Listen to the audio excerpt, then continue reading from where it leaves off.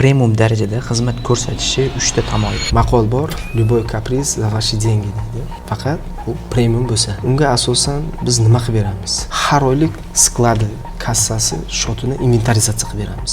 Faktiski buxgalteriyadagi bor narsa bilan belgilangan mas'ul xodimimiz borib sanaydi, ularda xodimlari ishtirokida. Har oylik biz ularga primerni hisobini beramiz, kassaviy razrif bo'lmasligi uchun. Ertaga solig'im shuncha chiqibdi-ku deb pered faktim hech kimni qo'ymaymiz.